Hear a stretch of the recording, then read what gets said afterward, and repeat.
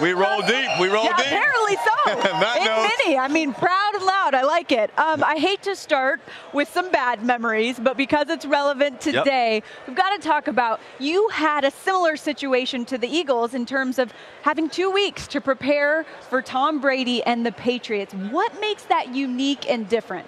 Well, I think first of all, you know, whenever you're into the playoffs, every play, every second counts. Whether if you're preparing, whether obviously in the game and everything else. Getting ready for the Patriots, they're a very disciplined team. They don't try to trick you. They're going to play smart football. They're going to do the right thing.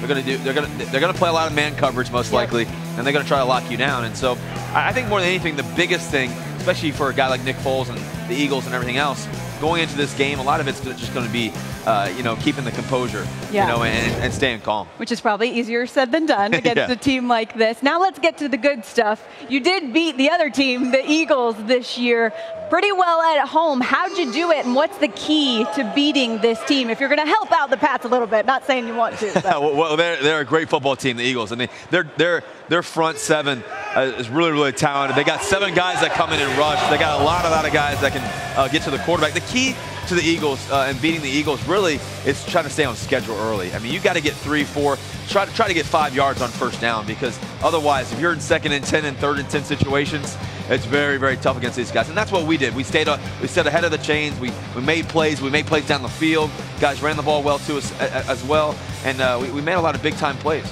Russ, do you have a favorite Super Bowl memory? Like one we wouldn't imagine. you know, obviously holding up the Lombardi Trophy is obviously great. That's the best memory of them all. I do got a good one. It's my 2nd year. I was fortunate to be a captain of the team, walking out for the coin toss. And when I was a little kid, I used to always think about, you see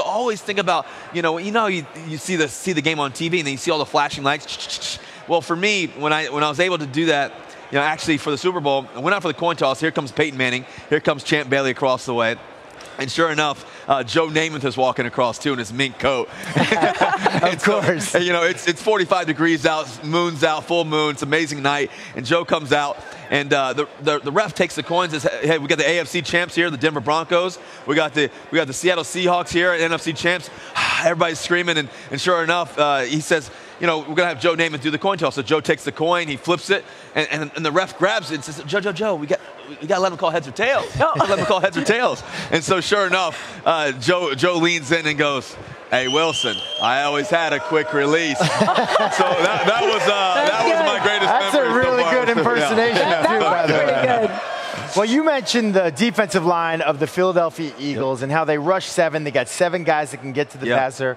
I think one of the keys, you mentioned staying on schedule. If you don't stay on schedule, you need to convert on 3rd and long, meaning 3rd or 11 plus. And that's what I think Tom Brady and the Patriots have done a great job of. Right, exactly. You know about Brady and that composure in the pocket. We've seen it in the season. What's that mindset for you like on 3rd and long? Well, you want to make a smart play. You want to try to get as many yards as you can get. Try to get at least in field goal range if you can, or get a big first down. But, you know, I think Tom does a better job than anybody in terms of sitting in that pocket and hanging in there. Right, and the protection scheme, this is the Patriots. They try to get 5-on-3s, meaning we're going to slide the line from the right guard over, and 2-on-1s, not leaving 1-on-1s like we've seen in the NFC playoff game where they've won those 1-on-1 matchups. So using that numbers game, 5-on-3 to the left, 2-on-1 with the chip on the way out on the right, leaving those tackles on an island just for a little while to allow Tom to throw the ball downfield. Yeah, he does a great job of stepping, sliding over the pocket, the subtle movements that he does, and his receivers keep working. I mean, and Tom may not be the fastest, most athletic guy in the world, but he hangs in there, and he'll battle, he'll find ways to win and make plays. Well, you already seem to be a pro with this media stuff. You think you'll hang around for another segment with us? Yeah, I got you. I know, it's kind of not fair, right? No disrespect to you. Jeez, sorry. Although I do want to hear some Hasselbeck stories during the break, because I'm sure there were some around the locker room that stuck. Yes, that should be interesting.